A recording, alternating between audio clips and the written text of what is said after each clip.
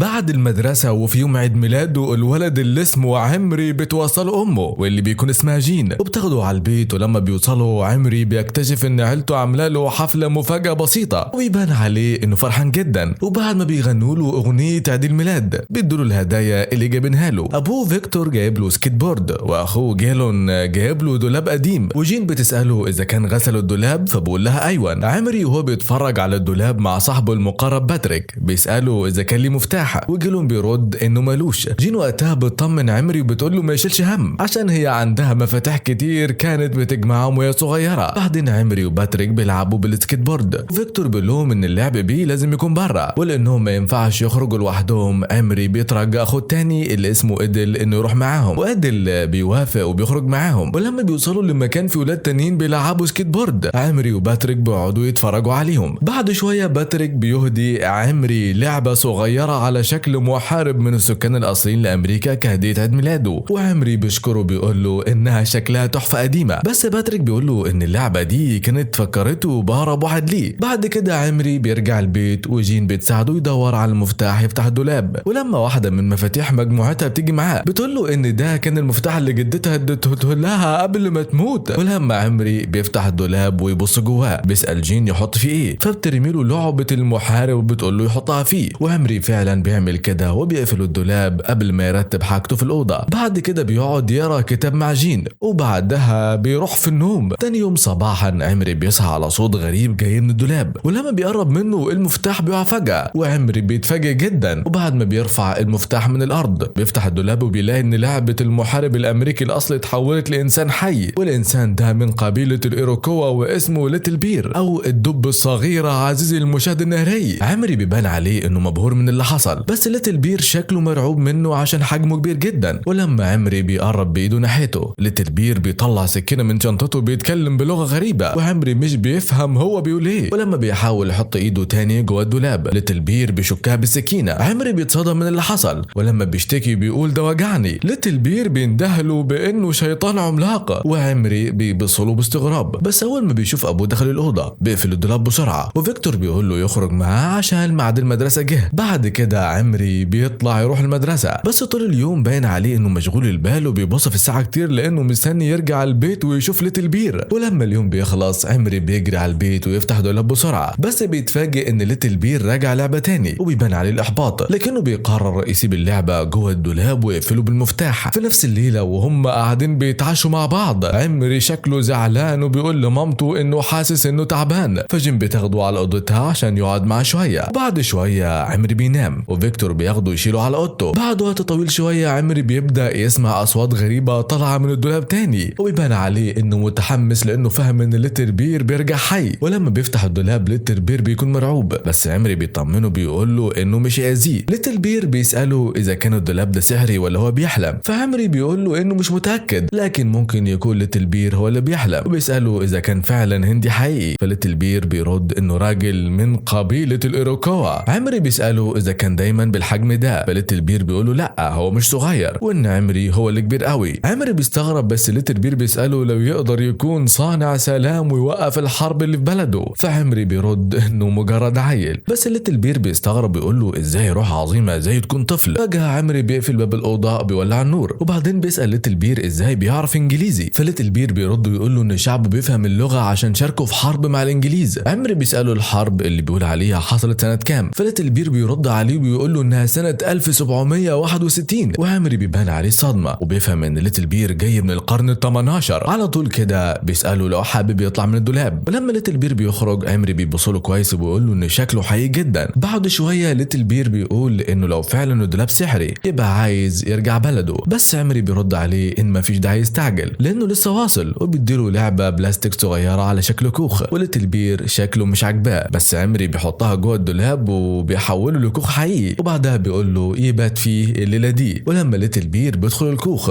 عمري شكله فرحان وبيحاول يجرب يحول شويه لعب تانية لشخصيات حقيقيه، بس اول ما بيشوفهم بيضربوا بعض بيتخض بيحولهم تاني زي ما كانوا. وبعد كده بيشيل كل اللعب من الدولاب وبيروح ينام وهو بيفكر في اللي حصل. تاني يوم الصبح ليتل بير بيصحي عمري وبيساله لو يقدر يحول له شويه حاجات بلاستيك، فعمري بيساله عايز ايه، وليتل بير بيقول له انه نفسه في سلاح بتاع الراجل الابيض، بس عمري بيرفض. فليتل بير بيساله لو يقدر يقابل الملك جورج. فعمري بيقول له ان مفيش عنده ملوك. فليتل بير بيساله ازاي مفيش نار في الاوضه، وكمان بيساله مراته هتطبخ ازاي. بس عمري بيقول له انهم ما ينفعش يولعوا نار جوه البيت، وكمان بيقول له انه مش متجوز، وبيساله لو هو عنده زوجه. فليتل بير بيقول له ان حياته انتهت، وعمري بيحزن جدا. بعد شويه ليتل بير بيقول له انه قرر يفضل شويه عنده، وعمري بيبقى مبسوط وبيقول له انه هيعمل له قوس وسهم. بس ليتل بير بيقول له كمان انه محتاج ادوات عشان يبني بيت طويل، لانه مش هيقدر ينام جوه الكوخ تاني. وعمري بيساله يعني ايه بيت طويل. فليتل بير بيقول له انه بيت عشيره قوي مصنوع من الخشب. ولما ليتل بير بيقف جنب الشباك بيشوف الشجره اللي بره، وبيسال عمري لو يقدر ياخده لهناك. بعد كده عمري بيخرج من البيت في السير مع ليتل بير، وبينزله على الارض. وليتل بير وهو بيتمشى بيقول ان المكان ده فكره ببلده. بعد شويه عمري بيقول له انهم لازم يرجعوا البيت. في الطريق بيقف ياخد شويه حاجات من ورشه ابوه، بس للاسف عصفوره بتهاجم ليتل بير وعمري بيتدخل بسرعه بينقذه. ولما بيرجع اوضته بالحاجات اللي خدها من ورشه ابوه بيروح يبص على ليتل بير وبيلاقيه مصاب، وبيبان عليه القلق. بس ليتل بير بيقول له يروح يجيب قشور نباتيه عشان يوقف النزيف. عمري بيروح على الحمام يدور عليها بس مش بيلاقي، فبتجيله فكره وبيتسلل على اوضه اخواته وهم لسه نايمين، وبيفتح صندوق ويرجع باوضته بيطلع اللي جواه لعبه دكتور عسكري. فعمري بيحطه في الدولاب عشان يخليه حقيقي. ولما اللعبه تتحول لبني ادم الدكتور تومي بيبص حواليه وهو متوتر ومش فاهم هو فين. فعمري بيقول له انه بس بيحلم، وبعد كده بيقول له ان في حد مصاب وبيشيله لحد ما يوصل لليتل بير. تومي بيقول له انه يقدر يساعده، ولما بيبدا يعالجه بيتكلم عن الحرب وازاي الاوضاع بقت صعبه. ولما بيخلص عمري بيساله لو عايز يصحى من الحلم، وتومي بيقول له لا مش عايز. بس بعد ما بيتكلم عن الحرب تاني بيغير رايه وبيقول انه عايز يرجع عشان بلده محتاجاه. بعدها عمري بيرجعه تاني للدولاب وبيقول له يمكن يحلم تاني قريب. ولما اللعبه بترجع لحجمها الطبيعي جين بتفتح الباب وبتشوفه صاحي، وعمري بيبقى قلقان تكون شافت ليتل بير، بس هي بتساله اذا كان كويس، فبيقول لها انه حاسس انه احسن بكتير. وجين بتبتسم وبتقول له ينزل يفطر. قبل ما ينزل عمري بيقول لليتل بير انه ممكن يبني بيته على اللوح اللي جابه من ورشه ابوه. وليتل بير بيقول له انه محتاج ادوات، وعمري بيرد عليه انه هيجيبها له. وجين بتفضل تنادي عليه ينزل. فليتل بير بيساله من دي، وعمري بيقول له انها مامته. فليتل بير بيبص له باندهاش، لكن عمري بيغير الموضوع ويقول له عايز تفطر ايه يا سيد ليتل بير. بعد ما عمري نزل تحت قال لمامته هو عايز يفطر ايه، واستغربت شويه من اختياره بس ما سالتوش اي حاجه. وبعد كده عمري رجع اوضته وادى لليتل بير شويه اكل. على طول كده قال له انه لازم يروح المدرسه. فليتل بير ساله يعني ايه مدرسه، فعمري قال له انها مكان بيتعلم فيه حاجات كل يوم. فليتل بير قال له انه حابب الفكره، وكمل وقال له ان المفروض يتعلم عن اجداده في المدرسه. وبعد ما اداله شويه ادوات عمري ساله محتاج ايه تاني. فليتل بير قال له انه عايز بلطه صغيره، فعمري شالها من لعبه عنده واداها له. وقبل ما يخرج عمري قال له انه هيشتاق له، وليتل بير ما فهمش الكلمه، بس عمري سابه وخرج مع اخواته وراح المدرسه. ولما وصل المدرسه قالت للتلاميذ يكتبوا قصه عن تجربه فريده حصلت لهم في حياتهم. وبعد شويه بدات تطلب من الطلبه يقراوا اللي كتبوه. وعمري بدا يحكي عن الدولاب السحري وازاي لعبه الهنود الحمر البلاستيك بقت حقيقيه لما حطها جواه. فضل يحكي عن ليتل بير والحاجات اللي عملوها سوا. والمدرسه بان عليها انها انبهرت بالقصه وشكرته على اللي كتبه، لكن باتريك كان باين عليه محتار وقعد يبص لعمري وهو مش مصدق ان اللعبه اللي اداها له اتحولت لانسان حقيقي. ولما خلص اليوم الدراسي عمري راح ناحيه الالعاب المعروضه واخد لعبه تانية لهندي ماسك قوس وسهم. ولما رجع البيت شاف ان ليتل بير خلص بناء البيت بتاعه، وعمري شكره على الشغل اللي عمله. بعدها قال له ان اتعلم شويه حاجات عن شعبه في المدرسه، ووراله اللعبه الجديده اللي جابها معاه. ليتل بير اتفاجئ وساله اذا كان ناوي يخلي الراجل ده يعيش. فعمري قال له انه بس عايز ياخد منه القوس والسهم. وليتل بير ساله لو يقدر يتفرج، فعمري وافق. وليتل بير مشى وراه ناحيه الدولاب. ولما اللعبه اتحولت لحقيقي طلعت راجل عجوز، بس عمري بسرعه خطف منه القوس والسهم، والراجل خاف جدا من عمري وعلى طول قلبه وقف وحياته انتهت من الصدمه. عمري اتصدم وما قدرش يصدق اللي حصل، وطلب من ليتل بير يبص عليه. فليتل بير شافه وقال ان حياته انتهت، وعمري كان مش قادر يستوعب الموضوع. كمان عمري بيسال ليتل بير لو هو السبب في نهايه حياه الراجل. فليتل بير بيقول له انه كان كبير في السن اصلا. بعد كده ليتل بير بيقول له انهم لازم يدفنوا سوا، وده بيخلي عمري يتصدم. فليتل بير بيبص له باستغراب وبيساله هو انتوا ما عندكمش ناس حتى بتنتهي؟ فعمري بيرد ان عندهم. فليتل بير بيساله امال الناس حياتها ما بتنتهيش في عالمك؟ فعمري بيقول له لا حياتهم بتنتهي بس احنا مش بنشوفهم كده. ليتل بير مش بيستوعب الفكره، فعمري بيساله لو ممكن يرجع الراجل العجوز لمكانه الاصلي. وقتها ليتل بير بيفهم ان عمري خايف من الراجل اللي حياته منتهيه، وبيستوعب كمان ان عمري مش روح عظيمه زي ما كان فاكر، لانه مجرد طفل صغير. وفي اللحظه دي فيكتور بينادى على عمري انه ينزل. فليتل بير بيقول له انه يقدر يرجع الراجل لو حابب، متحبب. عمري بيبان عليه قلقان وبيقول يمكن الراجل يلاقي نفسه لوحده، لكن ليتل بير بيقول له ان ده مش مهم. عمري بعدها بيساله كان فين وقت ما جابه للحياه، فليتل بير بيقول له ان كان بيقود ابن اخوه في الغابه عشان يتعلم يعيش لوحده الفصل كامل، وبعدين بيقول له يتعلم يبقى راجل، وبيضيف كمان انه ما ينفعش يعمل سحر هو مش فاهمه. وفيكتور بيكمل ينادي، فليتل بير بيقول له ان لازم يرجع الراجل لانه اكيد كان هيرغب في كده. عمري بعدها بيقفل الدولاب عشان يرجع الراجل لعبه تاني، وقبل ما يسيب الاوضه ويروح لابوه بيسال ليتل بير اذا كان زعلان منه، بس ليتل بير ما بيردش. ولما عمري بينزل فيكتور بيساله على الادوات اللي اختفت، فعمري بيقول له انه دفنهم، وفيكتور مش بيفهم هو ليه عمل كده، فبيقترح عليه يروح يشتري ادوات جديده من المحل اللي جنبهم. بس عمري بيقول له انه ممكن يروح لوحده عشان المكان قريب ومبقاش طفل صغير، وان ابوه مش محتاج يجي معاه. فيكتور بيستغرب شويه لكنه في الاخر بيديله فلوس وبيقول له يروح لوحده. بعد شويه عمري بيشتري الادوات اللي ابوه محتاجها، لكن وهو راجع البيت بيتعرض للتنمر من ولد بيشده وياخد الباقي اللي معاه، فعمري بيقعد على الرصيف ويعيط. وفجاه باتريك بيظهر قدامه ويقول له انه جاب له لعبه راعي بقر جديده عشانه. عمري لسه باين عليه الحزن، لكن لما ام باتريك بتسال فيه بيحكي لها على اللي حصل. بعدها بتاخده على البيت، ولما بيوصل بيكتشف ان اخواته دخلوا اوضته. عمري بيجري بسرعه على اوضته بيلاقي اخواته واقفين بيتفرجوا على البيت اللي ليتل بير بناه، فبيطلب منهم يمشوا لكنهم بيرفضوا. كمان بيسالوه هو عامل البيت ده ازاي، لكنه ما بيردش وبيصر انهم لازم يخرجوا. ولما لسه مش راضيين يمشوا عينه بتقع على الكوره بتاعه الفار بتاع جيلون، فبيشوطها بره الاوضه، وساعتها اخواته بيجروا عشان يشوفوا ايه اللي حصل للفار. وعمري بيستغل الفرصه بيقول لباتريك انه عايز يعرف على حد، وساعتها بيشوف ليتل بير مستخبي تحت الدرج. ليتل بير بيقول له انه اضطر يدور على مكان استخبى فيه لما ادل وجيلون دخلوا الاوضه، فعمري بيقول له انه تصرف صح، لكن ليتل بير بيساله اذا كانوا اعدائه، فعمري بيقول له لا دول اخواتي، بس ليتل بير مش بيقدر يفهم ده. بعدها بيقول انه لازم يرجع بلده، فعمري بيرد عليه انه بس جاب صاحبه عشان يشوفه. ليتل بير بيساله اذا كان باتريك هو كمان روح عملاقه ويخلق راجل تاني زيه، لكن عمري بيقول له انه مش هيحيوا العاب تانية، وبيندى على باتريك عشان يشوف ليتل بير، وده بيتصدم. ولما بيساله اذا كان ده هو نفس اللعبه الهندي اللي كان مديها له، عمري بيقول له انه بقى حقيقي. باتريك بيساله عمل كده ازاي، فعمري بيقول له انه استخدم الدولاب. ولما باتريك بيفضل يساله بياخده بيوريه الدولاب وبيقول له انه بيخلي الالعاب تبقى حقيقيه. وفي نفس الوقت بيلاحظ ان ليتل بير لف جسم الراجل العجوز اللي حياته انتهت، وبيقول لباتريك ان اللعب دي ممكن حياته تنتهي زي الناس العاديه. وباتريك بيقول له انه عايز لعبه هو كمان، لكن عمري بيرفض وبيقول له ان العنايه بلعبه حقيقيه مسؤوليه كبيره مش سهله. فجاه عمري بينزل يدي ابو الحاجات اللي اشتراها، وفيكتور بيقول له انه سمع اللي حصل، وجين كمان بتحاول تهونه لكنه بيقول انه كويس. ولما عمري بيرجع اوضته بيلاقي ان باتريك كان خلى لعبه راعي البقر تبقى حقيقيه، ولما الراعي كان يقع من فوق عمري بيلحقه يحطه على السرير. باتريك بيبان عليه فرحان، لكن الراعي بيطلق عليه النهار اول ما هرب منه، فباتريك بيتفاجئ وبيتخض وعمري بيحاول يهديه. بعد ما الراعي بيمشي شويه على السرير بيبان عليه محتار وبيسال هو فين، وباتريك بيساله عن اسمه، فبيقول له ان اسمه بون. باتريك بيقول لعمري انه عايز يحتفظ ببون، لكن عمري بيرفض وبيقول له لا مش هينفع. باتريك بيفضل يزن على عمري وبيفضل يلح عليه، وفي الاخر عمري بيوافق لكنه بيشترط ان بون يبات عنده الليله دي. فباتريك بيقول له انه مش فارق معاه، وبيقول له كمان انه لازم ياخده معاه المدرسه بكره. عمري مش بيكون مقتنع بالفكره، بس باتريك بيترجاه يعمل له كده. بيقول له كمان يخلي باله ما يحطش بون وليتل بير سوا عشان الهنود ورعاة البقر ما بيحبوش بعض. ولما بون بيسمع انهم بيتكلموا عن هندي بيبان عليه القلق، ولما بيشوف ليتل بير بنفسه بيبقى متوتر اكتر. وبعد ما باتريك بيمشي عمري بيشوف بون وهو بيحاول يضرب ليتل بير بالمسدس، فبيجري ويمسكه ويحطه جوه الدرج عشان يبعدوا عنه. ساعتها ليتل بير بيبص له بنظره زعل وعتاب لانه جاب لعبه تانية للحياه. في وقت لاحق من اليوم عمري بيوافق يسيب ليتل بير يطلع يصطاد. في الوقت ده بيكون هو بيدفن الراجل العجوز اللي حياته انتهت. وبالليل جين بتدخل اوضته وتساله اذا كانت تسيب باب الاوضه مفتوح، لكنه بيقول لها انها ممكن تقفله لانه ما بقاش خايف. ولما بتمشي ليتل بير بيساله اذا كانت تعرف بوجوده، فعمري بيقول له لا. ساعتها ليتل بير بيظهر عليه الحزن وبيقول انه محتاج زوجه لانه حاسس بالوحده. ثاني يوم الصبح عمري بيصحى بيلاقي ليتل بير وبون بيتخانقوا، ولما بيفصل بينهم الاثنين بيكملوا جدال. عمري بيقول لليتل بير ان بون هيمشي قريب، فبون بيساله هياخده فين، فعمري بيقول له المدرسه. ليتل بير بيقول انه كمان عايز يروح، وعمري بيرد عليه انه مش عاجبه المكان، بس ليتل بير بيصر انه يجي. وبعد شويه عمري بيحطهم هما الاثنين في شنطه صغيره وبيمشي ببطء للمدرسه. ولما بيوصل باتريك بيتحمس قوي وبيخطف الشنطه من عمري. بيدخلوا الفصل وعمري بيبقى قاعد متوتر وهو شايف باتريك شايل الشنطه، لكن الغريب ان بون وليتل بير كانوا هادين اكتر وبيتكلموا مع بعض عن الماضي. بون كمان بيبان عليه متاثر ومتعاطف مع ليتل بير، وده لما بيعرف انه فقد مراته وابنه، وبيساله اذا كان